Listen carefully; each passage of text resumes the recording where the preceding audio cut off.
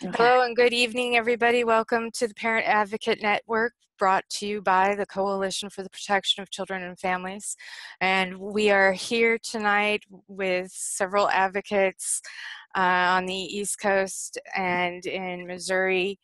And we would like to start this meeting off with a meditation prayer focus. So here we go. This is from our website at the Coalition for, that's the number 4, protection.com.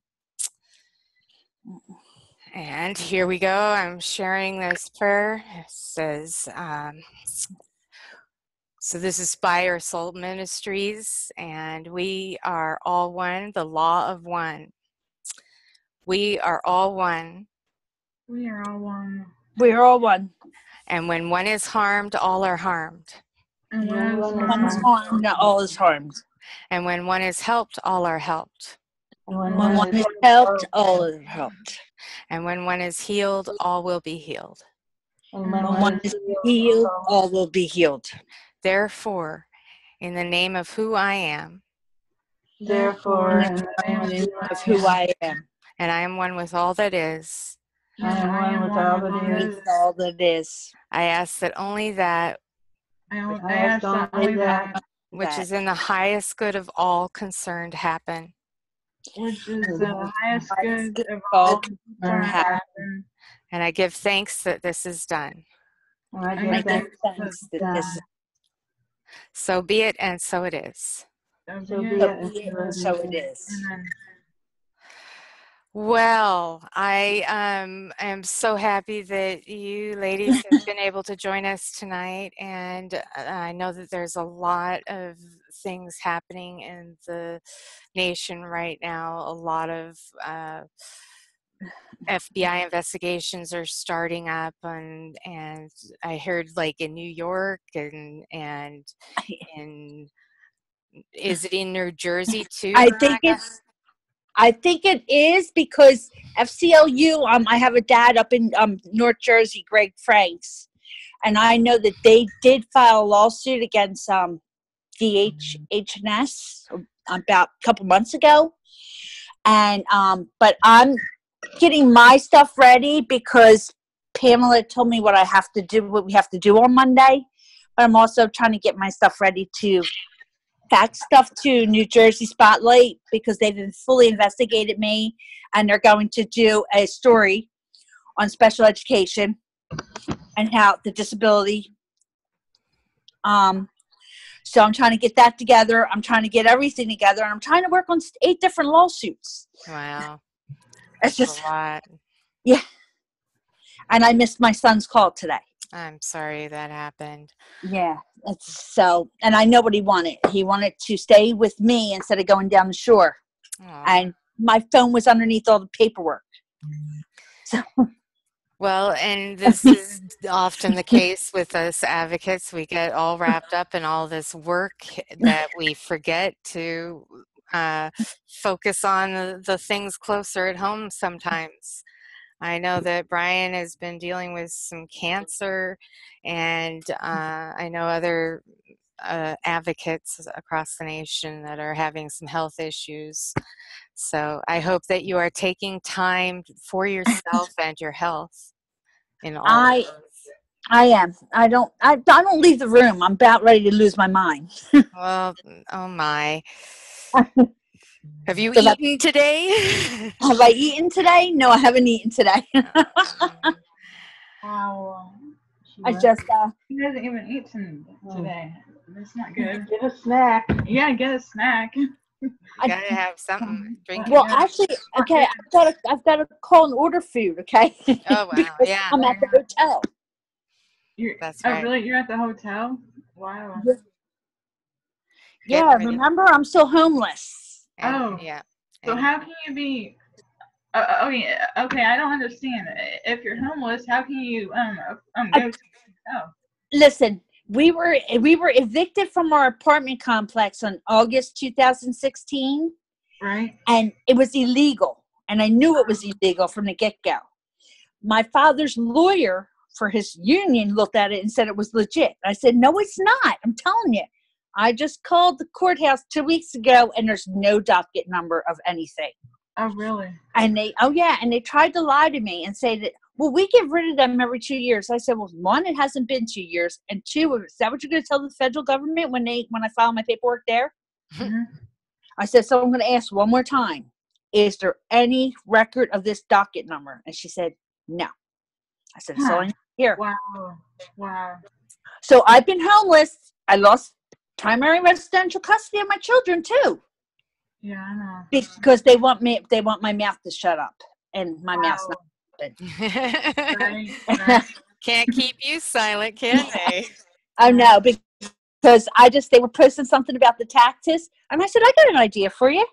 Why don't you get Andrea Stubbs and Orlando Mercado out of the school, since they're public officials? It's been going on since 2004. They said, write it up, Dave. Write it. I said, I've been writing this up since 2015, and nothing's getting done. Wow. I said, I suggest it's time somebody else writes it up or calls. They said, because I'm just a nuisance. Yeah. 20 minutes. They listened to me. 20 minutes, everything I had to say, but then told me they were doing nothing. I'm like, are you freaking kidding me? Right? Wow. And I even got attacked on my timeline that of me recording it was illegal. I said, no, it's not. I said, you know what? Finally, I got to the point where I said, if you're not here to support me, please remove yourself. Right. Exactly. Yeah. You're going to be a troll. We don't need you. And this is a paralegal that came on my timeline. That when I went to him for help, he wanted $3,000 to type up one federal suit. No, thank you. I've got it all written out. I just needed to get to a freaking computer. I said, and I'm not paying. I said, and I'm disabled. Where do you suggest to get money? So he started posting, will I come clean his house for free? And will somebody else mow his lawn for free? And Greg Frank said, yes, if there was something wrong with you, yes, I most certainly would do it for you. He goes, and Veronica, everything she does out of the kindness of her heart, unlike you. Right. Hey, Veronica. Huh? I have a question. I know you're in New Jersey, and I know this is a different subject, but I was wondering if you can be my one of my like advocate. Yes. I know you're in New Jersey, and we are in Missouri, so I didn't know. Yeah, but I feel comfortable being your advocate, Kelly. Okay. It's just right now I'm trying to get my kids' stuff taken care of. Right. And I also took on 3 cases in Pennsylvania too. Okay. Wow. Because Connie asked me to take the lead in Pennsylvania, and I told her not until you do New Jersey. I said, Connie, I took on 3 cases in Pennsylvania, so now it's time for you to set up a date for New Jersey and Pennsylvania. And she said yes. Okay. But what it is it's a mom. She had her child June 26th, and they won't even let her back in the hospital ground. Oh, wow. Wow. Okay, and then I've got a vet who they made him and his wife split up. Wow. Okay, and then said that the kids couldn't see the mom, and then he couldn't, because he took the kids to see the mom when he had them, but he stayed there, that they were going to adopt the kids out now. I said, no, they're not. I'm not going to let that happen. No. I said, because one, they split you up, and that's illegal. Wow. I said, my goal is to have myself call the CPS worker and have Connie call this bullshit public defender. Well, because yeah, that's the only way it's going to work. Because I can call the CPS. I know the laws, and I know CYO and all up there, but you cannot. I've been watching this happen since 2015. I had a mom who told me that they make her husband leave, and she had 5 kids. And I said, does he have any criminal history? And she's like, no, not at all. I said, that law is only legal in 1 state. I said, you want him back? Go tell him to come back. She's like, well, what do I do when they show up? I said, this is exactly what you tell them. They both thanked me because she couldn't make it without him Right. as this provider. And here she said the workers were fuming and wanted to know where she found everything out. So what's the one state that they can break up families? Like, I think I got it. I think it's actually Colorado. really? I have to check the laws, but it's if you have a criminal background of child abuse or anything, they can force you out of the living in the house. And they do it when you're not even, if you're not married, they can do it even without that. Right, yeah.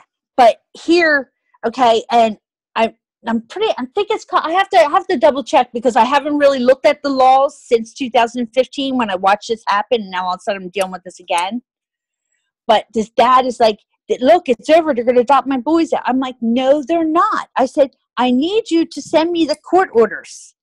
I said, because you don't go back to court until November, and I need to read the court orders. Right. I said, because the court orders say that you're supposed to get those boys. I said, and now they're keeping them from you. I said, I need to work with, and I asked him, I said, do you want to be back with your wife? And he said, yeah. I said, I need to work with the both of you. I said, because it's not going to work just working with one of you. Well, here something happened, and she chewed him out last night. Oh my. And I said, so I tried to message her, and she's like, I'm drunk, right? I said, okay, then call me tomorrow. I understand. Her kids, 3 of her kids are in foster care, have been abused during foster care. Yeah. The foster mom just left the kids on the side of the road and drove away. Oh my God. Yeah, so I'm just like, and so I said, you two cannot be fighting. Yeah. So how are your Sometimes kids being treated? to make them understand they can't be fighting because that's not going to help me help them. No, it's not going to help. And so what I wanted to bring up is you're a parent advocate in multiple states, and we're working to get more advocates and parents and families connected here. And I did this post yesterday. Please help parents and advocates become better connected for local advocacy. We need to be each other's advocates. We are also going to start approaching DA offices in every county and force with evidence of judicial and CPS DCS abuse. And select your state and that you are from if you haven't already, and add your name. We also have a photo album that has to do with all of the different states, and I'll bring that up in a moment. I was on there yesterday, but I didn't add my name. I did. I think I added you. I hit it for New Jersey. I was the only one that said New Jersey. Right, right. I don't really know how to do that. There's more people. Well, so what I'm going to do is I'm going to open up the page, the coalition Facebook page, and we're getting a lot more interest now that the group is open. And I think that we're still generating a lot of good contact. We're not having any friction yet, which is really good because we don't want to have friction here. I've actually met a mom that's got a lawyer that she told me she wants me to call on Monday. I'm like, yes, I'll call. I said, and then so there's another mom trying to get that, and I don't think she realizes that this mom is giving me the lawyer because she knows what I do. And and she's from New Jersey. On her case first, and then she's like, Lyra? This is what I'm sharing for everybody. This is a part of, we have this poll for people to click their state, and we're connecting the dots. We're bringing people together in local areas to help this advocacy actually work for everybody instead of driving people to become sick, because the advocates that are out there right now are having, doing too much work and not enough me time. So this is what we have here, and each state is listed here with its flag, and you click on any state. Like here, I'll click on California because that's where I'm from. And we have quite a number of advocates already tagged.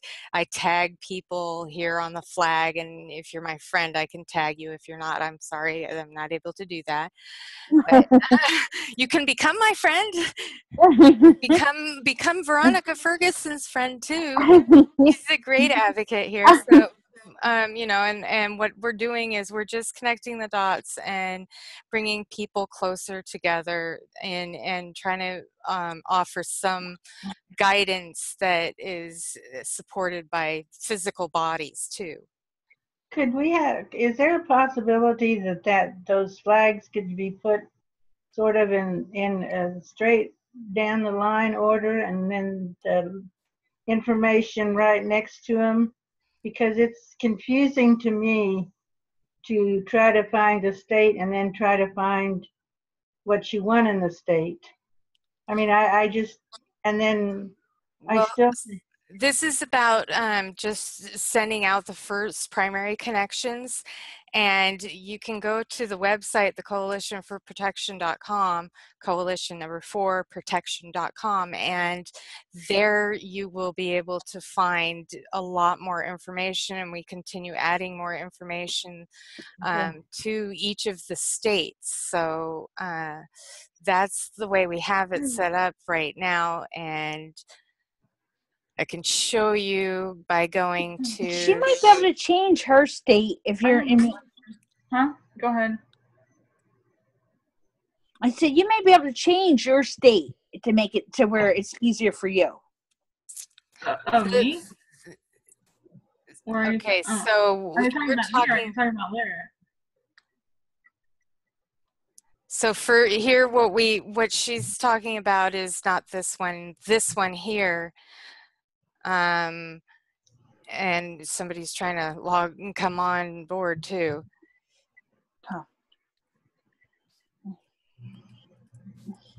All right, and we have Paul joining us tonight. Good evening, Paul. We're talking about trying to make it even easier for people to read and understand and access information for each state, because this is about being each other's advocates and you know, connecting the dots in each state. And Marge is wanting to know how we could make it easier on Facebook, and I'm doing a lot of research and just sharing as much information as I can, and everybody is welcome to, you know, add some information in under any flag there for other parents and advocates to utilize. And then what I want to be able to do is transfer that information onto the Coalition for Protection website.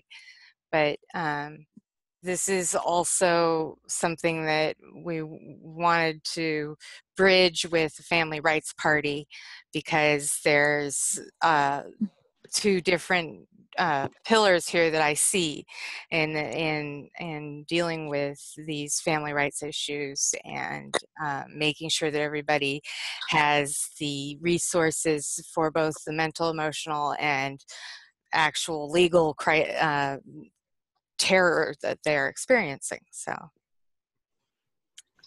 yeah. I have a question. Okay. Okay, when you say that, okay, hold on, let me think first. Okay, when you're talking about like putting your names on the states, I don't know how to do that. I'm not sure how you do that. Okay, so and that's my question. So your question is for tagging the flag, or for, you know, like here to tag the photo? Well, both. Or to both. Like okay. You said, every time you say like or actually every time you post on like about the different flags, you say try to write your name, but you're telling everybody to try to write their name on the different flags. But I don't think she means the flag. There's another area that you go to from the flag. You don't. I don't think you posted on the flag. You No, don't you don't no. post it on the flag, and then there's this poll that we've got people starting to participate in, and I have a whole bunch of people popping up with stuff, so I'm going to stop that right now, sorry. But this is about bringing people together, and they can put their name by clicking on the flag, or they can just add their name to the poll, and then it'll be Okay, added that's the one. to the message. See, if you have friends or know people that should be connected to a state as an advocate, and you want them to take notice of it, you can put @ and their name, and that will send them a little message saying that they are mentioned in the photo or the post. Okay. Okay. And then, so there, I mean, there's multiple ways of being able to put this virtual phone tree together, and that's what I've been working on for a couple weeks now. So, Pamela just asked if there's anybody in Alabama. There's a newborn being threatened. there might be. Now let me check here. Yeah. I was in Alabama in 2008. There's a newborn being threatened in Alabama. Oh, really? Yeah, yeah. They take the baby from the hospital? Yeah, I got to get. I saw her come through on like my messenger on my phone up top that there's an Alabama newborn being threatened. So that's why I want to see if there's somebody that I can get to go for Alabama, because I can always make a call, but we need somebody out there. We need, Yeah, exactly. We need somebody out and have physical presence in these To kind help of with this. emergency situations. And we do not have anybody in Alabama at this time. But Okay. Let me go see what I have, okay? And I'll be back. and if you can just like put an @ on their on their state flag to get their attention, then we can have them connect even better, you know. Yeah, because I think I do have some. I've got people in almost every state, but a lot of them don't know how to advocate. So I'm going to try to teach them. Okay, well, I think that something that Pamela is working on as well, and you know, we have several different people and areas that are working on that. Paul actually is working on a pro se health self-help guide. Is that correct, Paul? Let me unmute you. Yeah, that's correct. And welcome, Paul. I'm sorry. Hi, Paul. I don't have video tonight. My computer is about done. I'm going to have to get a new one. But anyway, sorry. What I was saying. And go for it. Is this poll about filling in the ranks with the party, or Both? both? And so are you getting the email names and if can we share that with the board on that? Yeah, I'll share it right now. What we have right now is we have connections through Facebook. This is just the beginning, because we can do this poll in Google Plus. We can do it, I think, even in Twitter. I can share it. But at this point in time, we have different people who've already added their name for the different states. And when you click on the, you click on the icon for the person who signed under a state, and then you can send that person a message. And then that's how we are getting the connections. One of the ideas I had was that with the resolutions, what we can do, since these guys don't want to attend the meetings, we can have them fill out an agreement form with the resolution saying they agree with it, and then whatever's on the agenda, we can postpone a vote and just send them an option to vote on it if they're representatives of different areas. That way they can have a say in it if they can't attend the meeting. Okay, and then Paul, you're talking about the Family Rights Party meeting, which we have on Sunday nights at 6:30 p.m. and we are now making it open. I think it's every other week that we have decided to have it open. And it's Pacific time, 6:30 Pacific time to 8:30 at night, and that's the Family Rights Party. And there's an announcement for that event that is happening every other week. So we will definitely, I think that's a great idea for that, and I hope that you go to the site and add that to the agenda for tomorrow night. I know that it'll be a little late, but better late than ever. All right, and then I'll send you a message on how I talked about having and prepared ahead of time. Okay, thank you, Paul. I know that's something different. All right. But no, what was very helpful that you have been working on is that pro se manual, correct? I mean, it is for the state of California, but it's a step that you've been taking to help parents better represent themselves. So I know you have. I haven't met these other people, your friends here, but whatever help you guys need, I'm open to helping, giving advice on or information. I'm trying to stay away from using the word advice because that's where but basically what I'm educating folks on is on the rebuttal process, not necessarily the torts where you go after the courts or whatever or after people, but just the rebuttals part of it all. And if people want to go as far as torts, that's a little more complicated. Okay. But basically I know all about how to do citations and all that stuff and guide people through the legal briefs and information like that. So whatever info you guys need, yeah, and then we have the meetings on Sunday, so feel free to attend that, whatnot. Good seeing you again, Paul. You've met Veronica before. From FCLU, yeah. Okay, cool. And then this is Kelly and Marge over here on the other side. Well, of my screen anyway. Okay. So thank you, Paul. And, it's, I think, really important that we keep getting that information together, helping out. You're with the FCLU? No, we're with the the parent advocate group. Okay. I thought I heard shout out FCLU there. No. Well, yeah, I did. Well, Veronica did. Yeah, Veronica did, but not me. But that's how I know. That's how Paul and I know each other, from FCLU. Yeah. Okay. So what I was trying to do was, it's the same thing, the same concept with FCLU, except certain people have a lot of power in that group, and so if we're not able to have, well, I know this is the American advocate with what we're doing with the family party is that everyone has it's a democracy, a sub-democracy. We're officially a political party, and we all vote for our own. All the advocates vote on everything, and so we're just for it, and so whatever we want to address, we address it to us all, and then we go through our debates and disagreements, and we don't necessarily have to.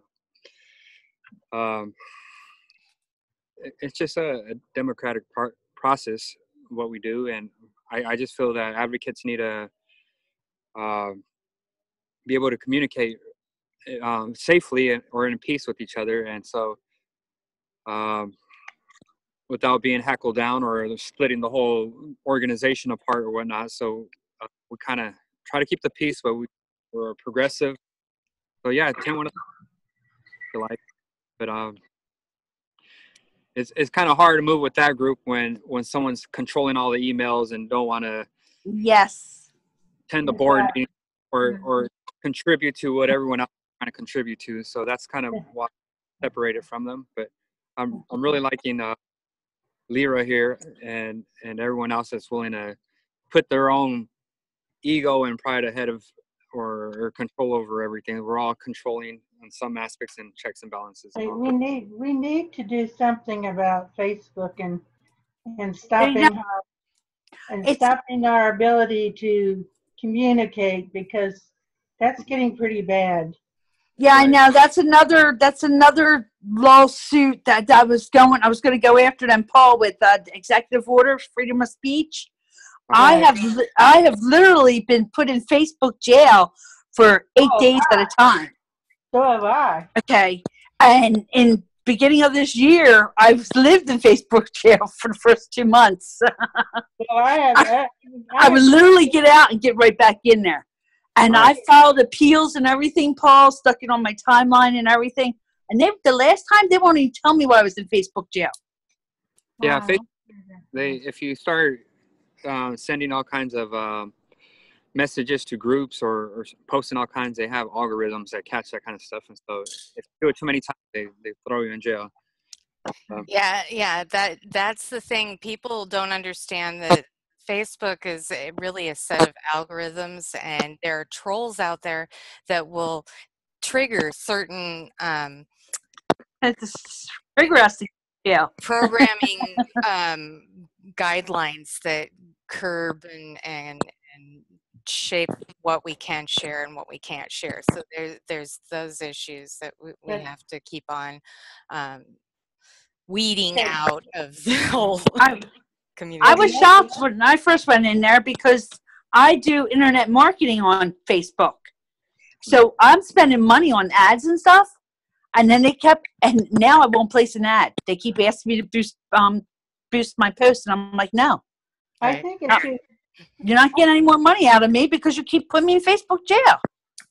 Well, And that's, I was going to say, I think that okay, the last time they took 3 pictures that are the exact same thing, that were dated the exact same date and the exact same time, and they said that that was nudity or sexual, and it was a little boy sitting in the corner, a foster child, and he had underpants on. He was sitting there with his knees up and his hands over his I knees. remember that, Marge. I remember.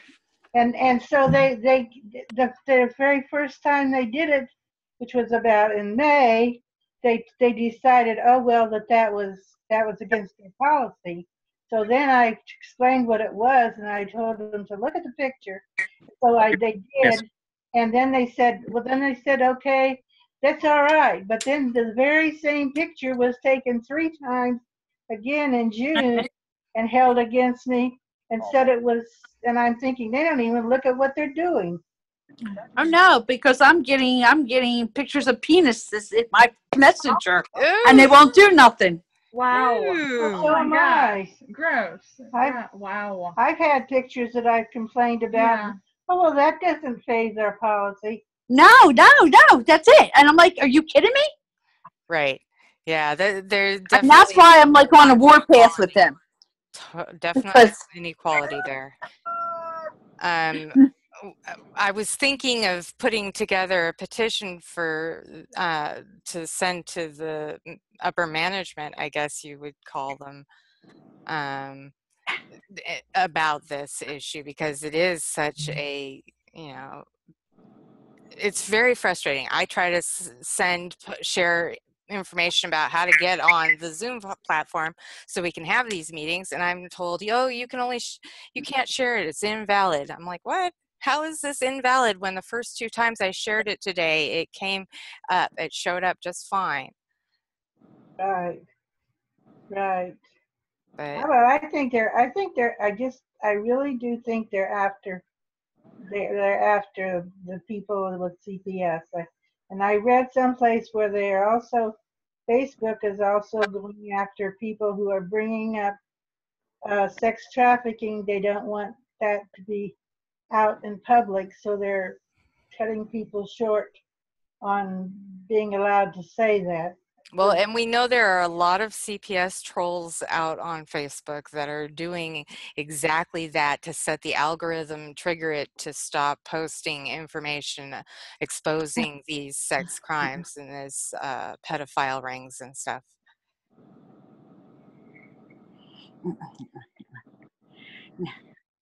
Yeah. So has Pamela come back about with the baby yet, or I posted on my timeline? She's trying to get somebody to help with the Arizona, or not Arizona, Alabama. That's right. Okay, Alabama, and then she's, I guess, still at the hospital with the 4-year-old. Okay. Well, I was just curious because I posted on my timeline that it was an emergency. I needed an advocate in Alabama. So, I should be sharing that post too. Make sure we get. So this is about us continuing to spread the information and help parents connect locally and nationally. And you know, what I showed just a little bit ago on the website that I shared that was about the Family Rights Party. This is what Paul's talking about. We have here, you can even add your agendas. We would have these published posts of what the agenda is going to be. You can submit agenda requests, and then you know, we also are looking for people to recommend endorsements of candidates. You know, we're looking for parents and other advocates to register the Family Rights Party in each state, because the more states that are registered in their state as under the Family Rights Party, and the more exposure we have, we can eventually register as a national party. okay. Supporting family rights and family values, and bringing children home and helping families stay together. Okay. We hope that people can join in that, and there's going to be a tutorial on how to register with your state secretary. So you go and get a form at the state secretary's office and go from there. I got to call her and call my secretary anyway. Right? There you go. And, you know, it only requires 3 people in a state to register the Family Rights Party as. I've got that many following me in Jersey. Well, that is awesome.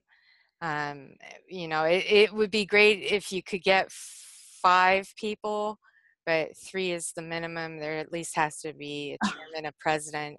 Oh, actually, there has to be 4: chairman, president, secretary, and treasurer. But you really want to have 5 people. Right. Yeah. So I apologize for that, but I just realized that. Gotta look at all the stuff going on. I'll talk to like Greg Franks and then Yvonne Garcia. I feel so bad for her right now.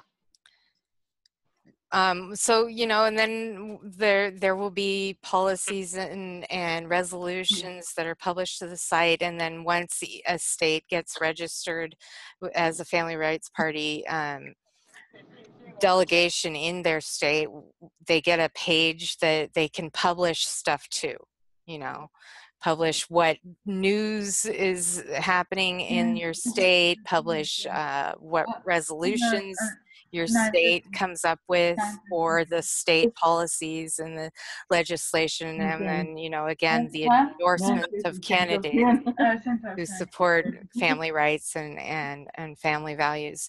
And this brings up actually a really interesting point that I had a table last week set up with information about the Family Rights Party, and I was talking to people who came to my table. I had art and food out for people to be attracted to. And I had a lot of good conversations. There was one conversation, though, that I remember where a woman wanted to know, so what do you consider family values? And I explained to her that children and parents have rights, equal rights, and that children belong with their parents, and that, you know, parents should have the right to decide whether or not their children are vaccinated. And the woman looked at me and said, well, I'm very pro-vaccination, so you can count me out. And I'm like, well, oops, sorry. I'm, you know, I'm not trying to make an argument here. I'm just stating that it should be within the parent's right to decide whether or not their child gets 13 vaccinations 2 weeks after they're born. Speaking of that, Michael has had at least 15 different vaccinations by the time he was 2. Right. Yeah, and that has been proven to cause autism issues and children can come up with characteristics that resemble Down syndrome too when they have that many vaccinations that early on. And we have Pamela joining us tonight. Pamela, you are on the phone, I guess. I don't know if you can chime in. Hello, Pamela. Hello? Hello? Who's this? Hello? Hello? Pamela? Is that Pam? This is Alicia. Oh, this is Alicia. I thought it was Pam. I'm sorry. It's Hi, okay. Alicia. Thank you for joining tonight. How are you? I'm fine. And so, where did you get the link for tonight's meeting? Was it through the Parent Advocate Network or another one of the message boards? Through Messenger. I used to join this with y'all pretty often. I haven't been on here in a while. I'm from Louisiana. Oh, right. Okay. Yeah. I remember you. I'm glad that you're able to join us tonight. We were talking a little bit earlier about the fact that Facebook has been limiting our ability to share information and it seems is targeting some of the advocates for sharing like videos that they consider porn, and while other videos and pics that people have been receiving should be eliminated and are not being eliminated. So right. But yeah, it only allows me to do the same thing. It only allows me to share so many times a day. And have you been asked to like do their 9-picture examination, click the ones that resemble a street or something, or show a street? Yes. I feel that. No, I haven't done that. Oh, that's good, but just heads up, watch out for that. Now, Karen Riley actually told me today that if you go to Facebook, if you go to your settings on your page, you can block people, and that will keep them from being able to report any of your posts as spam, because that is one of the algorithms that Paul and I were talking about earlier, is that when trolls like will click on your post and say it's spam, reporting as spam, that is one way that you end up getting blocked from being able to post stuff. So Who reports the nudity? So who do you block? Huh? So if you go to your settings to block, who do you block? Well, you put in Facebook security. I mean, this is what Karen said. Now, when I did it, I found people who I know are legitimately not trolls, so I was not blocking them. There will be a list that comes up though when you write in Facebook security in the block people section of your page. Oh, okay. And then so you have an option. It'll come up with a list of people that have words resembling Facebook security in them. And I think that not all of them are trolls. I think, though, that there are some there that are. And that's my personal opinion. Everybody is entitled to their own opinion. Right. Yeah. Well, I found a group. Well, somebody I know found a group, and I sent it to Philly Slim, and he came back to me. He said, "Veronica, that's an FBI list." I said, "What?" So What? there's a blacklist of advocates. Oh my goodness! And is that the one you're saying? Is that when you put in Facebook? That Philly Slim had it looked at. He said it's an FBI list. Whoa. And he's like, "Am I in there?" I said, "No, I sent somebody in there." Well, the person I sent to go in there and take pictures of everything, they got kicked out. What? Before they could take the pictures. I said, "Philly, I'm not in there." I said, "I'm not going to click my name on there." No. I don't need any problems with the FBI. He goes, "I know." But I said, I'm sending this to you because him and I, we advocate. He advocates out in Colorado. I advocate out here, and we support one another. And so when I don't know what to do, I trust him and I go to him. And I'm like, check this out. So when he was able to check into it, but here the person that showed it to me was Nathan Cruz. Okay. And then Lou Roderick, he's in there, and then he's banned in there too. Oh, wow. So I said, I said, from what I can see, I can't tell anything. I said, but Philly, until somebody can actually get in there and take pictures, I don't know who's in there. No, It can. Oh, okay. yeah, Paul's still there. Wow. Well, I think that we just need to be extra careful, and one of the things that I noticed is that there are several that there are several accounts for this under the same name. But they are not necessarily the same people, the same person. Yeah. And they're not from the same place, and I don't understand how they can have 3 different Facebook accounts with the same name and be 3 different people. Well, guess what? I have 8 different accounts because I got hacked. Oh. Wow. Okay, one's actually a man in different accounts? overseas. Wow. So, That's crazy. yeah. Well, so. Well, I think that what I'm doing here, oops, I did it wrong. I'm sorry.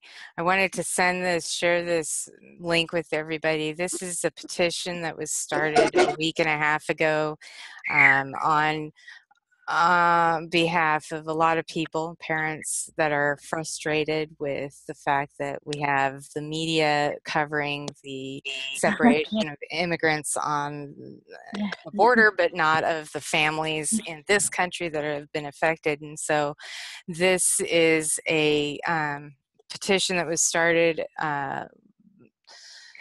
Jerry Brown and I wrote this up together, and I published it here, or not Jerry Brown, Jerry Prince, sorry, brain fart. And so, what we wanted to do was just bring it to the front and foremost of everybody's focus. We have right now a lot of people on the border, and I do not have any problem with the fact that there's something that's being done to fix that situation, that is, keeping families together instead of taking and separating them along the border. But it needs to be transferred to our nation's children and our nation's families. And how are we going to do that when all these politicians are just kind of turning a blind eye to it while they're saying it's so terrible that these families are being torn apart at the borders? So yeah, that was my thing. I'm so glad to hear this coming out of somebody else's mouth besides mine. Yeah. And that was my thing with New Jersey. Our mayor's trying to make us, our governor's trying to make us a sanctuary city. No, New Jersey does not need to be a sanctuary city. Okay, and we're already corrupt as it is. So when 20 minutes, I got told to call this number from the Attorney General's office. They told me, thank you for writing in again, Veronica. And then I call in and they do nothing. So I went back to, I said, 20 minutes, wasted my time. I said, but I recorded it and nothing's going to be done. Wow. That's not that's why we've got to keep on getting these families together. I think that if we come in like a group of families, I have a psychologist who's willing to show up in front of the DA in my county with me, and he's also willing to bring other families in as well who will testify to the civil rights violations by the Department of Children and Families straight to the DA. And anybody can schedule an appointment with their local county DA office. And what we want to do is have families and advocates going in groups to the GA offices with the information showing the civil rights and human rights violations against the children and the parents in the whole case. And one of the main focuses is the lack of jurisdiction due to lack of warrant for removal, which Veronica has been very much educating us about. Yeah, and it's doing a probable cause criminal complaint, and I'm literally going after the entire Gloucester County Courthouse because they're still trying to come after me. They literally sent me an indictment in the mail.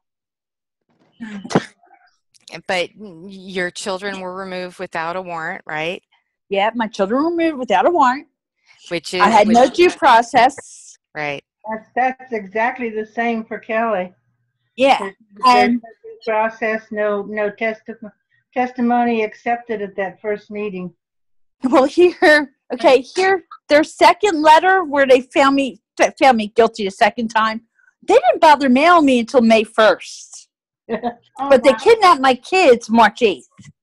And I've got a letter from Social Services dated March 1st, 2012, telling me Daniel and David were on the state insurance, but not my youngest son, Matthew. And he couldn't be put on it because he was born disabled with a state ID number.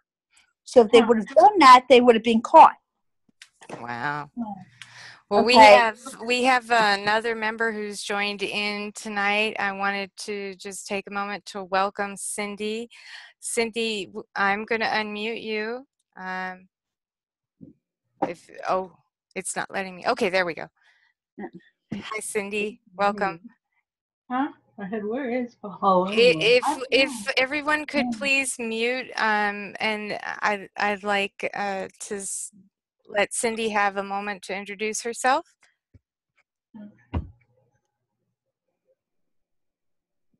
Hello, Cindy? If this is your first time on this platform, you might have to check down on the left-hand corner of your screen, right next to that little microphone with the mute button. You can click on an up arrow that will bring up a screen showing you to select a microphone or select speaker. And from that, you can change your speaker options. And then the same goes with the video portion. There's a select camera with different video settings. And I know that the first time with having Zoom on your phone or even on your computer, things take a little bit to get all sorted out. Unfortunately, my video issue has to do with my computer, not the meeting platform. So anyway, Alicia, was there anything you wanted to bring into the conversation tonight? I'm sorry, say that again. I was wondering if there was anything you wanted to say about tonight's discussion, getting parents together in local areas and helping to go to DA offices and talk to the people who are supposed to be protecting all of our rights equally. Right. No, I'm completely with you on that. I agree it needs to be done. Here where I'm at, the corruption is just as terrible as everywhere else. But I find that the parents, the mothers, they're more scared of doing something about it than they are not. You know what I mean? They're scared that if they don't do what they're told, they're going to lose their kids over that. And then most of them are like a lot of us, they can't afford attorneys that are not court appointed. And of course, the court appointed attorneys are with the rest of the circle, you know. Exactly. It's hard. It's just hard to get through to them and make them understand you can, take a stand on this. That my situation got better. I got custody of my son back. I'm still fighting for my daughter, which they gave to her stranger of a father. But my situation got better when they realized that I was coming full force and I wasn't scared. Yeah. So I try to explain that, that they try to scare you with all these scare tactics and this and that, but when they realized that I knew my rights, I was not scared, and I was coming, that's when they started kind of laying off and giving me, options of getting him back and stuff. How did you do that? Ma'am? How did you do that? How did How I did you get bring my your son? stuff forward? How did I get my son back? No. How did you bring your information forward so DFS knew that you meant what you were saying? I did it in a roundabout way. I didn't do it directly to them. What I did is I started talking to people in their circle. People, they have all these programs they were making us do as parents, and that just awards the state more money the more we do. So I started just kind of telling people here and there about what I knew, and just a little bit at a time. But I told the people that I knew that were going to tell people at the courts and people at DCFS, and people that I knew were close to them and their side. So I just kind of let it leak out to the right people, and it just started getting around, and I just started letting a little bit out more and more and more. I made my Facebook public instead of private, and everything I posted was public. I did not hide anything. There you go. I started voicing my opinion a little bit more when it comes to DCFS, and I started saying, instead of just going along with what they said, I started saying, no, you're not going to do that. No, we're not going to do it this way.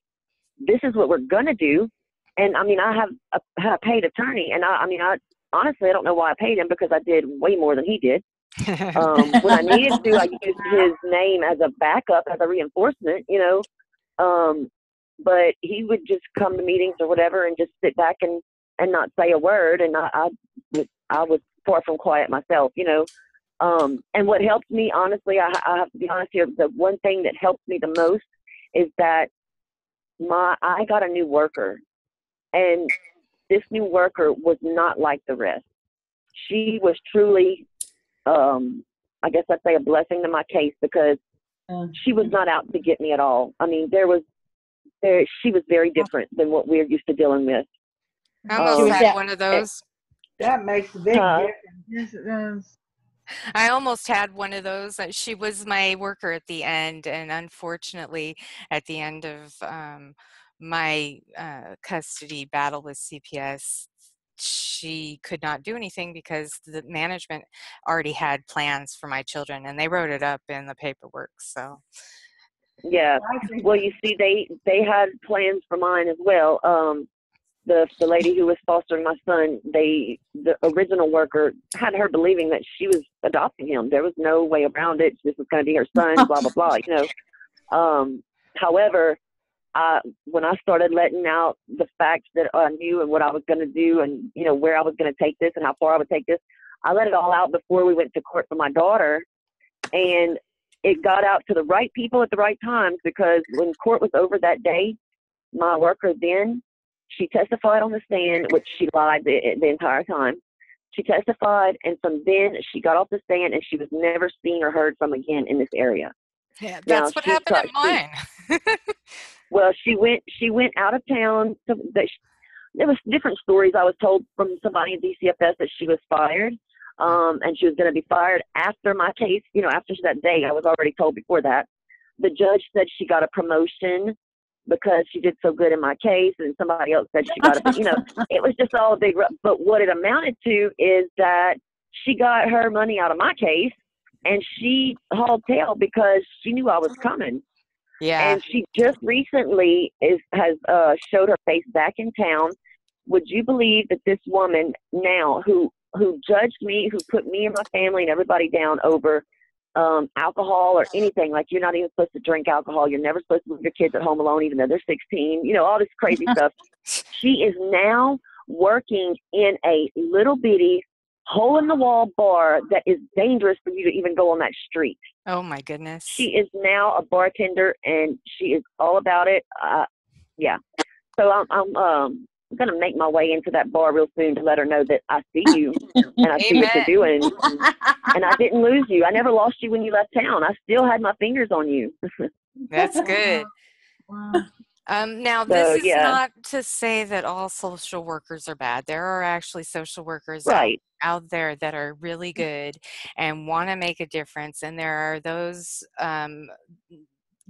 contracted service workers that also don't like what's happening in the system, see that it's a broken system and that it's destroying families where it should be mending families and educating young parents to be better parents instead of reprimanding them and punishing them. This is that cruel and unusual punishment to take children away from parents who maybe don't have all of the knowledge right in front of them. Children don't come with manuals.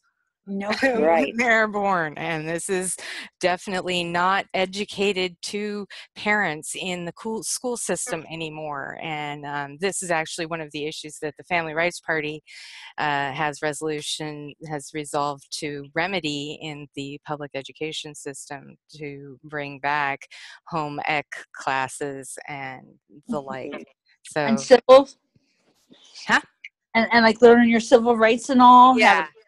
I mean, all the things that have been taken out and been replaced with the standardized testing system brought to you by George Bush Jr., I believe. Yeah, and yeah, I know, and it's a shame because my son David liked learning once he was in second grade and had a teacher that knew how to work with him because of his autism. But then we moved to a different school district, and it was the first day they threatened to call me, and he says, "Well, when you call her, let her know I don't have a one-on-one aide, and let me know what she says." I never got a phone call. Oh, wow. I was Okay. going to say that I really firmly believe that the caseworker and the Children's Mercy Hospital and the foster parent were all had a plan and started this. Right. And the caseworkers stood by the foster parent all the way through. And so I think it was everybody involved were working together to do it. Right. Well, I know my brother-in-law he's a CPS worker here in New Jersey, and he was at the meeting and he was told he could be part of my case plan as long as he didn't interfere with what they were going to do. Well, he interfered with what they were doing. They wanted to put my oldest and youngest in a foster home, and they wanted to stick my middle son in a group home. He said, "No, you're not. I'm calling my in-laws." He almost lost his job, but he knew he wasn't letting my kids get put in foster care or anything. And now I've come to find out, Pamela told me that my case is linked to Florida. And that's that there's a lot of money that's being Linked to Florida? like transferred from one state to another with regard to these children, because one state will take a child from your home and then they'll say, we don't have housing for this child, and the next state over, Oregon or whatever state is closest that has an opening, they can send that child to, and that's not right. That's against the law. That's against the law. That's against the law. They're not allowed to move that child out of the state. No. Well, they can put them in Walmart. Yeah. Well, that's Walmart right. parking lot. Right. That's what they did. That was down in Florida too. Yes, it was. Yep. They sit in the car all day. Exactly. And they're still struggling to reunite those families. I think there was a new ruling by a judge that they needed to be returned within like a certain time frame, and many children still have not been returned to their parents on the border. you know, Yeah. but they're at least getting their children back. And this is the frustration that a lot of parents are coping with right now here in America, is that we have these politicians again standing up and saying how bad it is for these children to be separated on the border. Well, what the hell? Excuse me my language. I don't usually curse on this program and do not encourage it, but you know, this is not making any sense. The whole world No. has gone topsy-turvy with this kind of stuff. No. No, and you know what? And you got the Democrats, Republicans. I made a post. I said, well, soon most of Congress is going to be sitting behind bars anyway, because they're going to be charged with racketeering and criminal charges. Next, I got attacked so bad, and I didn't get to see what they said either because they blocked me. Oh no! But I was like, it's the truth, though. Our Congress members are part of the corruption, and they've been part of the corruption.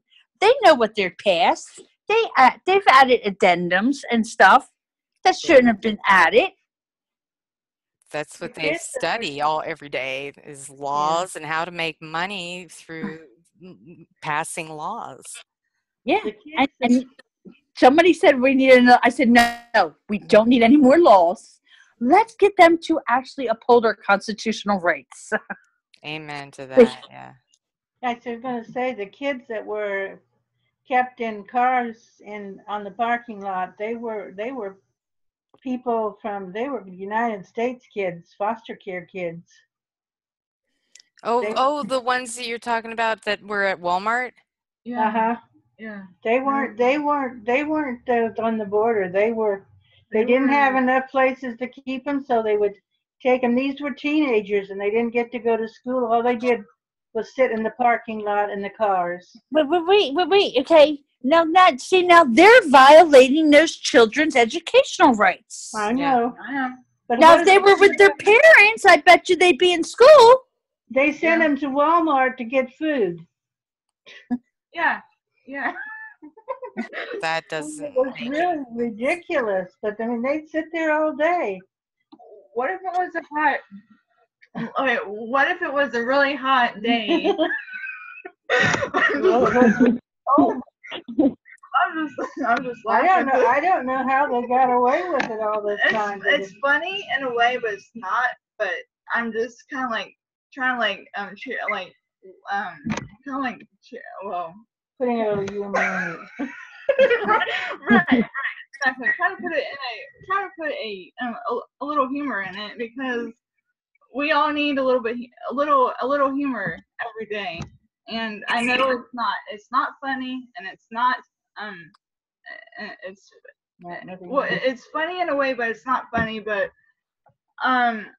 those kids that were down in Florida that were in the the ones that were at Walmart parking lot, they all they did was just sit in the car, and then sometimes they might go inside in Walmart and then maybe get something to eat, maybe go to the bathroom, but then go back outside into the car, and that's it. But they probably had the cars on the whole time too when it was hot, and so it was the air conditioning inside. Well, I don't know. Hopefully they have. Hopefully they had some air conditioner. I can't. Yeah, because and then I think they had like their phones with them, and they could like play games. Yeah, I can't see teens staying in a hot car. I honestly can't see teens staying in a hot car. If they have computer devices in their hands, yeah, they could probably zone out for many hours on the video games that are available online. That's totally dumbing down America. This is what's happening here. They're taking children away from good families, traumatizing them, causing them to be in a state of perpetual post-traumatic stress disorder, then putting drugs of all kinds down their throats, and having these electronic babysitters keep them from protesting. I mean, how more inhumane can a governmental body be? honestly. It can't be anymore. I can answer that question because America has been spoiled, really, really spoiled. We have computers, TVs, laptops, every electronic that we have, cell phones, and we're just spoiled. And we give our kids those things too, and it's not right. No, Some it's of not.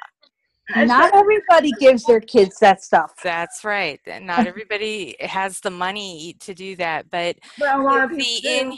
inhumanity issue, which is what we're really looking at here when you talk about leaving children in a car in the parking lot of Walmart, is that these children don't have any social interaction. They don't have anything except for this computer robot to keep them company, and they're forced into a psychological coma is what I call it, because they're shutting down the cognitive reasoning aspect of these children, which causes these children, when you don't have cognitive reasoning, then you can do horrible things without having any feeling of regret. So when you don't have that, America has been spoiled for one thing. Second of all, we are the richest country on this earth. I'm telling you the truth, because the other countries don't have what we have, all of it. They don't have. I don't think all of the. I'm not sure, but I know we are the richest country on this earth. Some of the countries don't have computers, laptops, whatever, TVs, whatever, and but they have other things, but they don't. We don't. We are very spoiled, because I really don't know why, but it's just, but we are. Actually, America has been very spoiled for probably for so many years and years. And I don't know. I remember scraping together for meals when I was a kid. I didn't have a computer until I was in junior year of high school, and that's not so much an issue now for a lot of families because of the buyback programs, and you can do a payment program for computers, and you don't have to have any credit to do that. Aaron's Rentals does something like that, and I know there's some other rentals that also will let you have a computer with $15 down and $15 a month and stuff like that. So now, I didn't buy my first home computer until April 2010, and that's how I cut the school, because they sent me 2 letters, February 2010 and April 2010, saying that the Department of Education in Washington, D.C. stated that my email address was incorrect. Well, that's when I turned around and said, what email address? Yeah. So I went and did some research, and I was told not to sign these forms, and the person that told me that, they resigned their job, retired that June 2010, because they saw what was being done to my boys. Wow. And then when you go pick up your child from summer camp, and you get asked by your youngest son's teacher, the teacher happens to be your youngest son's preschool teacher, if Matt's coming back for preschool in September. And I looked at her, I said, I asked why you weren't at the IEP meeting. I knew you had to be there. I said, but they lied and said he's ready. He's not. I said, I know he's not. I said, but guess what? Look what happened last time. Right. And she knows that my kids were kidnapped on purpose. Because I went and through holy hell. Wow. I said, you really don't know what you're doing. I said, when I'm going to pick up my son David from summer camp, and there's Matthew's preschool teacher that was supposed to be there. And they just looked at me. I said, yeah. I said, and I watched the case manager forge Matthew's testing. He Wow. couldn't speak. So they're asking me what he's saying. But they write down that his words and all. I'm like, that's kind of funny. I said, because he couldn't speak and I had to answer for him. I said, and he wanted to leave, but she bribed him. What? Oh, yeah. Bribed him to stay. I was like, and I was all ready to go. I was like, come on, let's go, Matt. And Matthew is the type of child that everything has to be, he's a perfectionist. And so I knew, and he asked, did I get that right? And she said, yes. And I shook my head no, so he could see me. Right. Because you're not telling that kid he got it right when I know he got it wrong. But here it all comes back to, I was told not to be telling people that my signature got forged. Well, you should have seen principal's face, and I can't wait to see his face because he's all mine when I get done. He was caught straddled on top of David in the middle of the hallway. What? Remember that? Okay, so you call CPI, you call DYFS on me when I got you for assault and forgery? I was trying to stretch it. That's not cool. No, and my brother-in-law said, go tell him that everything's taken care of, not to worry about it. And he said, well, I called them. I said, you called them. I said, did you call them and tell them what you did? And he just looked at me. I said, you heard me. Right. I said, because I don't know why you would call him. Well, I think they should. I said, well, maybe they should know everything that's going on in the school. I said, not that I'm doing wrong. And I grabbed the boys and I left the school. Well, that's good. At least you were able to take him out of the situation before it Well, got worse.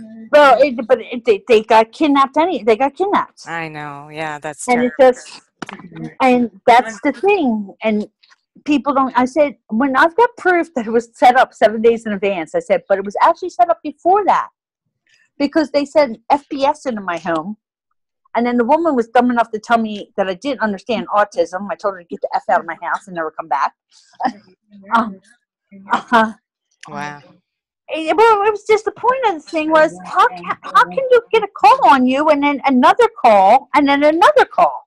Right. The richest country on this world. Right. So we're gonna do this. We're gonna get these parents together. We need to get better connected so that we can actually get things changed once and for all in this nation for America's people, and then hopefully it will spread from there. I mean, because this doesn't just affect America, it affects every country, not every, but most every country in the world.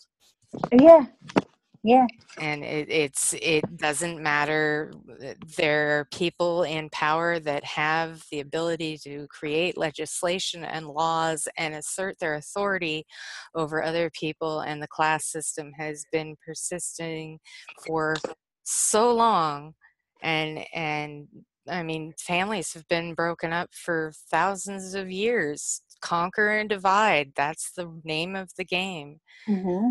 And so we're looking here to get people better connected and help to I mean, the United States of America does have a constitution, and the laws of our constitution and the amendments, they are for everyone. They protect every American in this country. And anybody who says that these social workers and the judges who are committing racketeering RICO violations are immune, they are not immune. If they have violated your civil rights, they are not immune. If they have, and the judge isn't immune either. No, the judges are not immune. I typed up that one law. I don't know if you saw it. No man is above the law in this country. Yeah, It's, I think I did. I can't. It's the United States versus Lee, 106 in 1882. And I've also found other cases where a judge has made statements, and I'm going to share that too, because when I go after my judges. Right. Right. So, and we want parents to know that this is a secure committed group of advocates. We are here to help and advocate for you to get your children returned to you and to keep your families together, providing mental, physical, emotional, and legal assistance where we can. But we are not lawyers, and we are speaking from experience and what we have found that is the truth. And we want everybody to know that they have rights, and it doesn't, there's nobody that is above the law. Nobody is above the law, and it is our right and our responsibility to hold those judges and social workers accountable. And prosecutors. Prosecutors too. Hold them accountable to the same standards that every American citizen has. And, you know, and they're here to represent us, here to work for us. That's why they're hired. They are hired with our tax dollars, and they are not hired by a special corporation, although there might be some kickbacks hidden around Oh yeah, places. there are. But I cannot divulge any information as of yet. But hopefully, I'm sure that you will find the proof in your state documents. And people, parents, please, you know, every year the states are required to publish their what they spent the budget on and how the budget was spent and what it was used for. They have to publish that every year, and you can find it online. You look up your state and find out public funding, state funding, federal funding, where is it going, where did it come from, and you will be better informed on where each state is putting their money, and possibly find where they're siphoning money to other states too. Because I'm going to request that the $1.3 million that was set aside for homemakers in transition in 2013. I want to know where it went. Yeah, there you go. There's a Because good question right there. I became homeless, and I was a homemaker in transition, and nobody could tell me. Now, from what I understand, Chris Christie thinks he's kept all his paperwork non-public, but that's not going to happen because I've got the paperwork to be able to get all that work, to get all that. And then I have John Gentry has offered to come do an accounting to actually do an audit of the school system for me. And that's, you know, what we need to be doing. One of the things that the Family Rights Party is encouraging people to do is the independent audits. And there's actually our resolution there, the Family Rights Party, is to make a law that states have independent oversight committees in all of the government departments where taxpayer dollars are being used and appropriated for things such as incentivized adoptions. Social Security money going to incentivize adoptions. So and I've just the things that I have learned and I have found out, I've got everything pieced together now. For your state. Okay. Everything pieced together now. I found a doctor that I was not a doctor. I found out this is the head of child study. Okay. She was in my son's Social Security information. And she's doing it for 3 different counties, pretending to be this doctor. So you're done. And that's not the only doctor. I mean, that's just another example.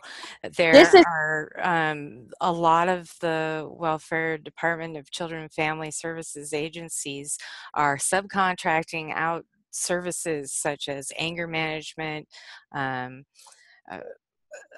child development classes, and psych evals and other subcontracting, meaning that they're actually paying people to observe through their eyes, through what they understand. What they've stated is the condition of the child and the condition of the family environment that they were removed from. So they toe that line, and they've been paid by the department to toe that line, and that's how they build cases against parents to keep their families apart and adopt their children out. Yeah, and see, the problem is with me. I've actually gotten good family therapists, the behavioralists and all, that showed me everything that was wrong with my paperwork. Oh, wow. Well, you can't have the same case number. Mm-hmm. I got the same case number from the beginning. Yeah, right. Every investigation has the same case number. That's illegal. Yes. So every incident that they come to investigate, like for example, in my situation, the father had 2 children in his possession while he was testing positive for opiates and other narcotics repeatedly, and the department still left the children within his care. And finally, after 3 positives, they decided to remove the children, and that's a new incident report, but it was not numbered as a new incident report. It just went in like it was a part of the entire case from the original removal date. And so Veronica is, that's the same kind of thing, is that there should have been another incident report number, right? Yeah, right. Yeah, and it's one thing to have an investigation number and all, but you have to have a different case number from what I was told for every allegation. Every incident, right? Every incident, yeah. Well, allegation. Every time somebody calls on you. Right. Exactly. So, and they showed, and it got to the point where my behavioralist stepped back, and he let a behavioralist that was a DYFS worker come into my home. Ooh. To prove that they shouldn't be sending them to me. And then this man had to walk away because the school thought they were slick and sent an officer to my apartment and was going to remove my boys. And he's like, "Do you have a DYFS case?" I said, "Not that I know of." I said, "They haven't come in my door, so I shouldn't." Mm-hmm. I said, "I'm not letting them in. I'm not talking to them." I said, but here he had to leave because there was an open DYFS case. And here it was all because I found my Facebook profile, Matthews School Records.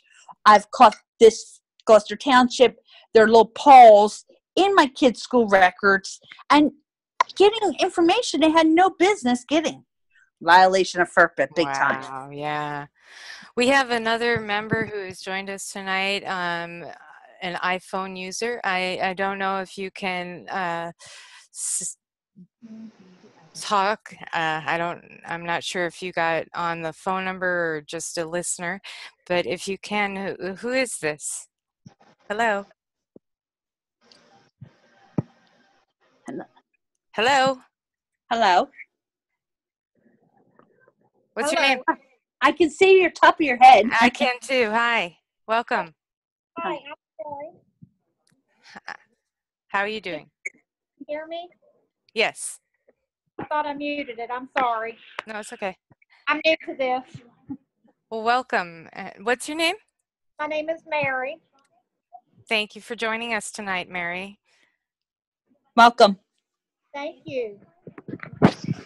Are you a parent or grandparent? Or I'm a grandparent. you're a grandparent, and would you like to tell us a little bit about what your concerns are?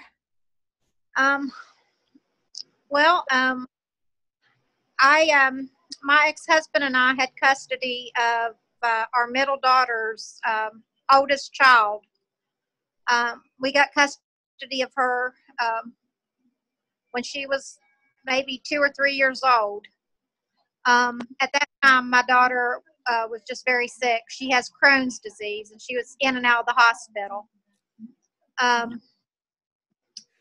So it was just easier for everybody, for us to, you know, we provided the insurance and everything for her. We got custody of her through a family court judge.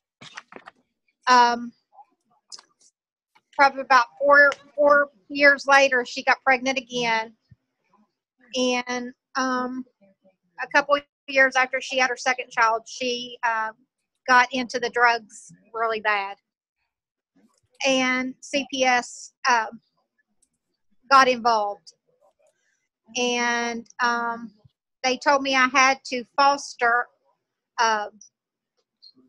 the younger granddaughter. I didn't want to foster her because I could provide for her, but they said I had to foster her. Oh my. Yes. What state? West Virginia. Uh-huh.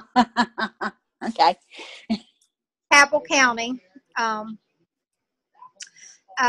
The girls, their guardian ad litem was my youngest daughter's attorney in a custody case, because they just kind of recycle the attorneys. They just kind of, you know, recycle them. She should have never been allowed to be the guardian ad litem because that's a clear conflict of interest, but they allowed it. 3 years into it, they took both of the girls from me. I have not been found abusive, neglectful, or anything. My lawyer ended up being elected one of the new circuit court judges. So they never could give me another attorney. Or, you know, I went to several of the court proceedings, even though I was never served.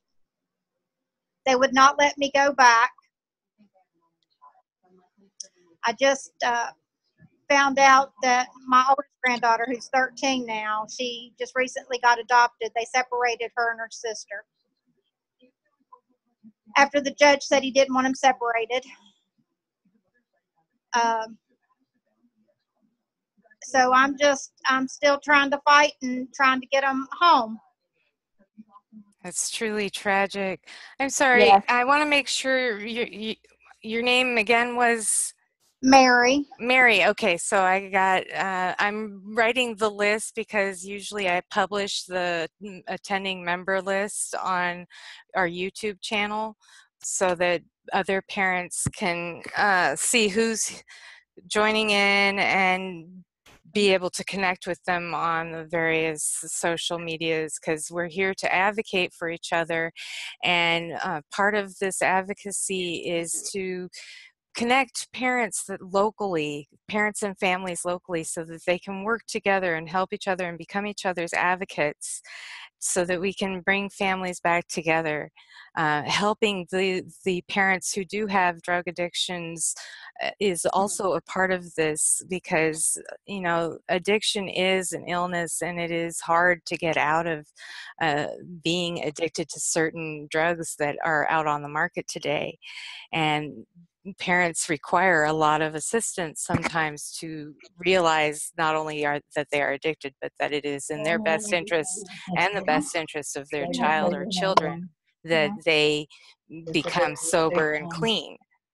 And so, you know, there's a lot of issues surrounding how children are removed and going through the system, and how they are not being placed together with family, which they're supposed to be placed with close family members, if it's grandparents, uncles, aunts, cousins, you know.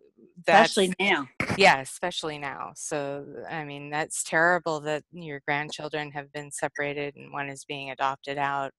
And I really feel for you, and I hope that your daughter is also getting the services she needs to cope with life without drugs. Actually, she's doing absolutely amazing. I live in Huntington, West Virginia, in Cabell County, and the drug overdoses and everything, it's awful. I just actually buried my youngest daughter for my job back in October, and here in Huntington, they don't. My daughter showed up in court. She couldn't keep her head up. She was nodding and everything, drooling, and she still walked out of the courtroom with visitation with her girls. All right. They don't do anything here in Huntington. Wow. We've had several big drug busts, and every one of them are walking the street except for 2. Wow. But she messed up in Ohio, and Ohio said, "Do not pass go, and you're not collecting $200." Oh, my. Yeah, Ohio.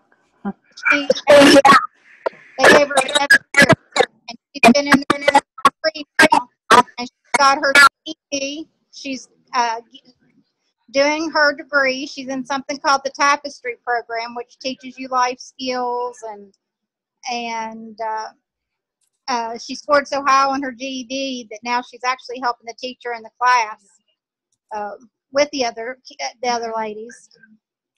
So I think it's been a very positive.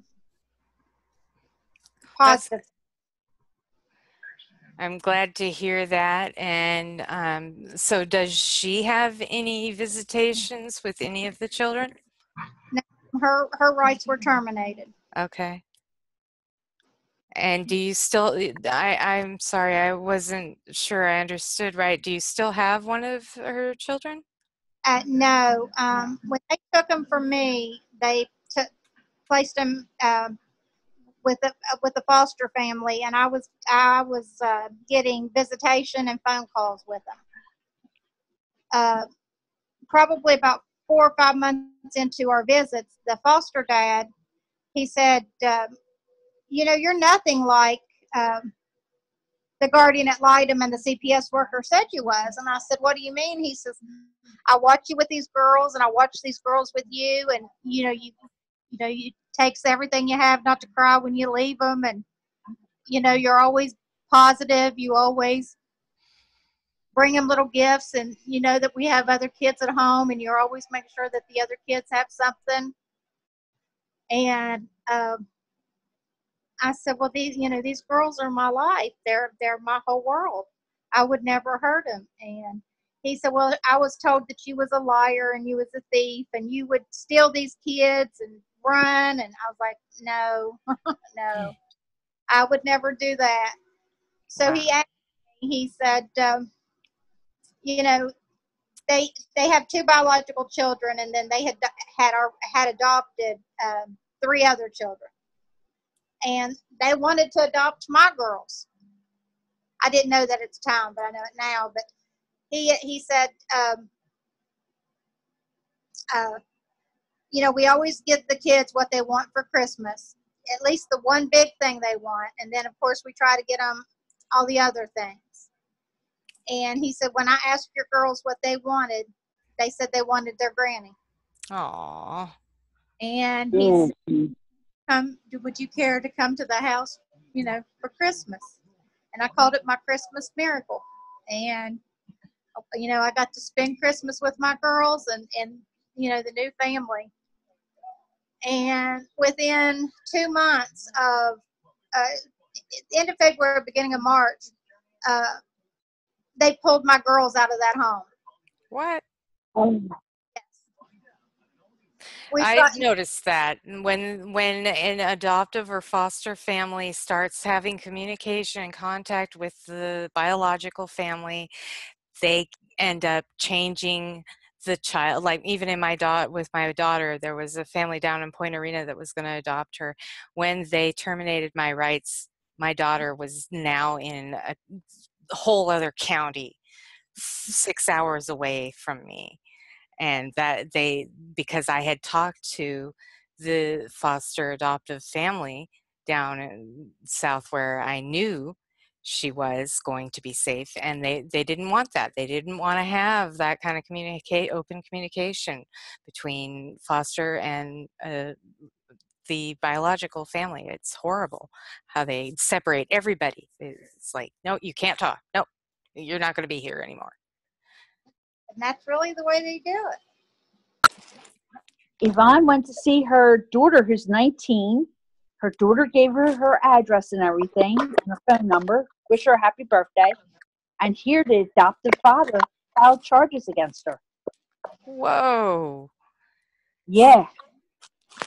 I think my phone is dying. If I lose you, I'm going to have to plug my phone up real quick. Okay.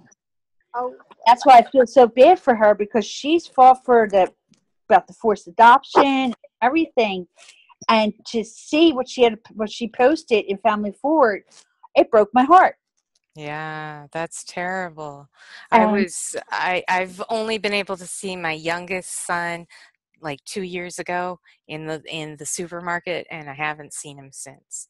would you know, I have how to when your rights are terminated, I have how to go about getting your rights back. Yeah. Yeah. So I would be very interested in that material, and I know that there are other parents out there that would be interested in this material. I'm hoping that we can schedule some time this week to work on some of the, on the site, how there's the most frequently asked questions on the coalition site, where I put together the most frequently asked questions for parents being approached by social workers at their home, or with police officers or not, and telling parents they need to be sure to have the right signs protecting their rights, to say that this property is private property. You cannot enter this property if I do not want you here unless you have a warrant to enter the property. And then these steps are just different things that parents can do before removal of the child. Now we want to take it a step further to give guidance to parents who want to know, okay, so now that my child has been taken away, what do I do? How do I go about this? I'm actually Michigan corruption, or somebody, judicial corruption, somebody friend requested me, and they made a post about the first, 6th and 14th Amendment, and I said, don't forget the 4th. Right. Like, absolutely from the first. I said, don't forget that, okay? But there was another CPS outreach group going, okay, and I was removed. And I was removed as New Jersey's administrator, too. Yeah. Okay, wow. And you want to know why? Because I said that you are entitled to know exactly who made those phone calls, and it's not blacked out. Right. And the Freedom of Information Act allows us to get everything, and plus we have Oprah. Unless they call in as an anonymous caller and they straight up say anonymous caller, and then they should not be even regarded as factual information. No, then they have to know who the caller is. Yeah. Well, this woman, she's up in Pennsylvania. She had me removed from the group. And I said, so I made a post. I said, you know what? That's great. Remove me, because you know what? Nobody else in Jersey wants to do any work. So go right ahead. Way to go. I know that we can get more people in Jersey together. Again, this is we're here to connect people, not make some kind of a hierarchy system out of this, but to actually work together, becoming each other's advocates and helping each other along this process to regain our parental rights and regain our families. You see, I watched this happen in another group back in 2015, and I pulled Layla Fox out of the CPS group, and I brought her in the family rights movement. And I had forgotten until I told her I was going to be out in Michigan on October 13th for her big speech. Wow. Said, that's exactly when we met. When you I said, oh shit, I forgot. I said, I forgot to let you know a couple other things too, because it was a bad group, and I saw the different things that were going on. So I would pull people out, and I would let people know what was going on. I just screenshot everything. Mm-hmm. And Connie was like amazed. She's like, I want to know how you advocate. Awesome. Yeah, I told her, I said, my main field is the special education. Right. So, and that's it. And that's the other thing, because they're all like, so what are you up to now, Veronica? I said, just wait and see. I can't post. You got to wait and see. I said, because every time I post, what happens? Well, and this is the thing with Facebook. I'm trying to share the information that you and many other advocates are posting on Facebook, because they are taking down this information continually and periodically that is helpful to parents. And I don't understand why it's being taken down, but we want to share this information in all different social media platforms. I have a Google Plus account attached to the Coalition for Protection. I have a Twitter account attached to the Coalition for Protection, and I think also a LinkedIn account that and then we. That was me. So, we just have to expand our reach beyond Facebook and have Google. a good step-by-step, for parents in CPS cases, how they can defend their rights and bring their children home if their children have been removed. So that's what, I would like us to be able to focus on in a private meeting, perhaps, Veronica, and that we can put something together that nobody can take down, because it's... I actually have a template, and it's from Texas. Yeah, okay. You sent me that. I remember seeing that. Okay, and it's for unconstitutional rights. If there was no warrant and you had no due process, and all child-related issues should be dismissed. Right. Okay, and now this was actually signed by the Attorney General and everything in Texas.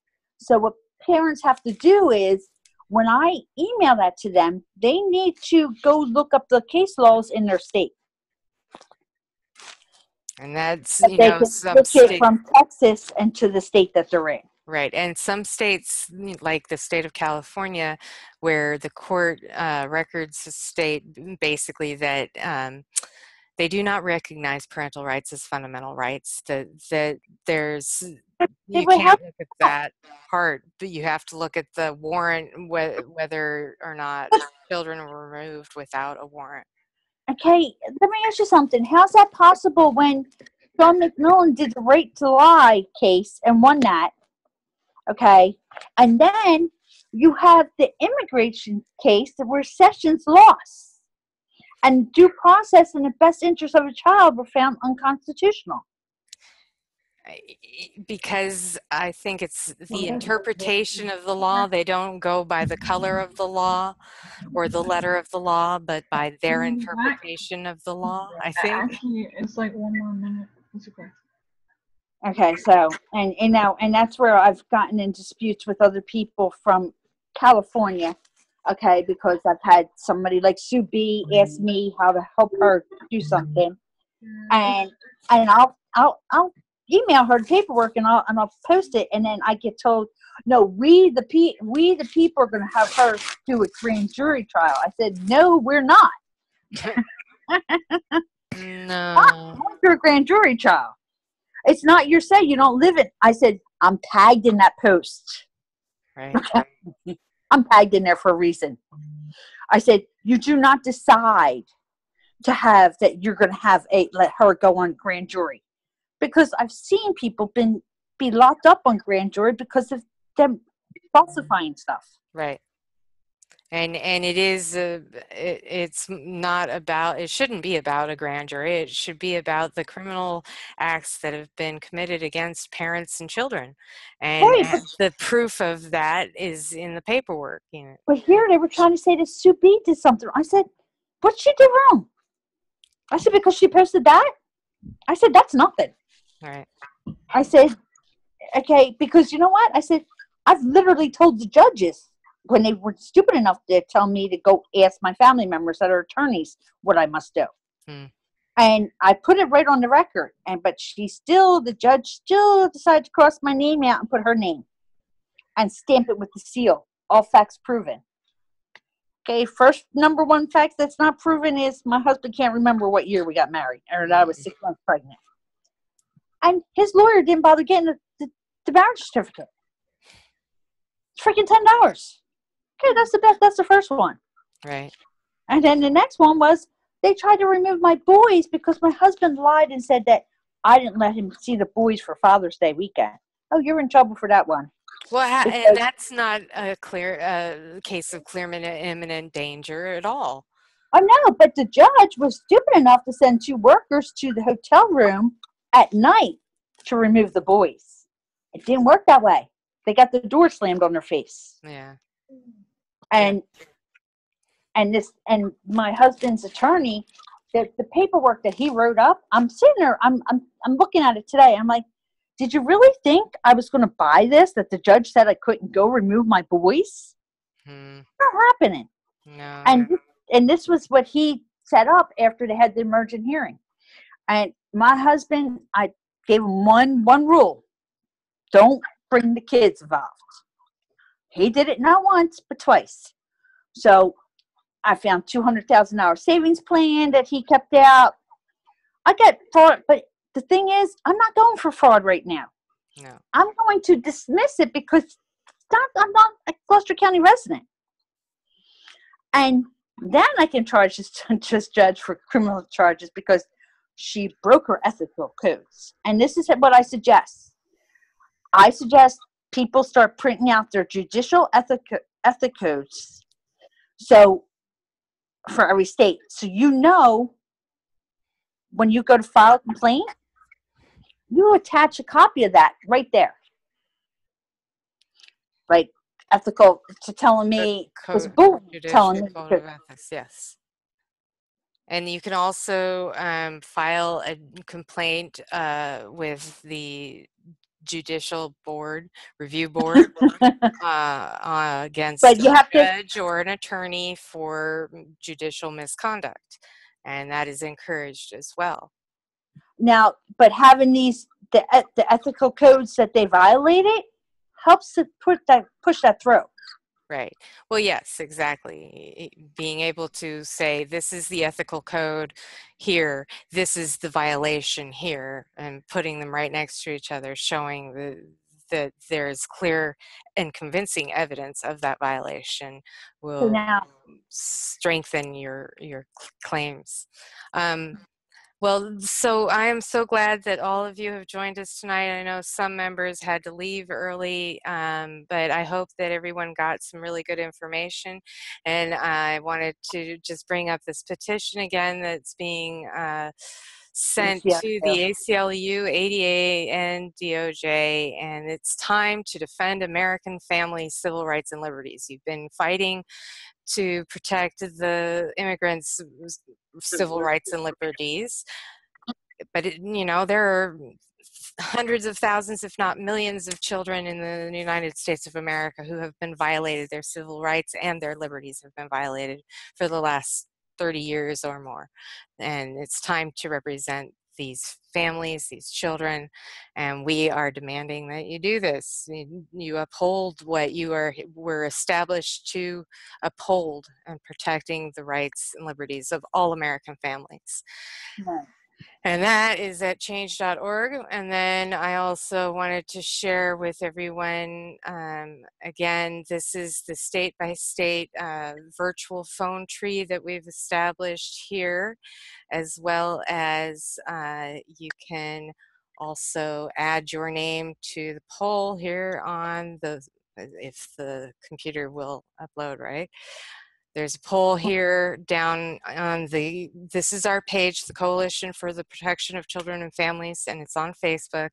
And every state has been listed along with several other countries, because we know that this is a global crisis. This is not just affecting the United States of America. It is not affecting just these families. It is affecting families all over the world. And then we also invite you to join us. We have our public Facebook group. And I don't know why I'm interacting as Earth College right now, but that's another thing I'm working on. But here you can join in, and we have one late comer. I wanted to say hello, and I apologize, but we are about to close tonight's meeting. I'm glad that you could make it. Cassidy, I believe, is that your name? Welcome. And, you know, we have this meeting every Saturday from 7 p.m. to 9 p.m. Pacific Standard Time. And everybody is invited to join in the discussions. We are working together to connect families and advocates in every state to be advocates for each other and help with changing laws, as well as help bringing our families back, reuniting children with their mothers and fathers, grandparents, families. Let's talk about community, working together, living together. This is one world, one planet that we all live on, and you know, it takes a village. It takes a village to raise a child, but it takes a community to be able to have a good environment for everybody to live in. And so I'm sorry that we missed you this evening. I hope you will join us again next Saturday. And we also have our Facebook groups. You can join in the conversations at our group, the Coalition for the Protection of Children and Families. Also, we have several messenger groups. There's Advocates Helping Families. There's the Parent Advocate Network and Support Group that you can ask to join into. And there are also advocates listed on our website and on our page for you to connect with in your state. And hopefully more and more parents and advocates will add their name to the poll and to the flags, and so that we can get even more coordinated and working together here in this battle to protect families everywhere. Thank you so much, all of you, for joining tonight. Thank you. Thank you. You have a good night, everyone. You too. All right. Thank you. Good night. All right. Peace.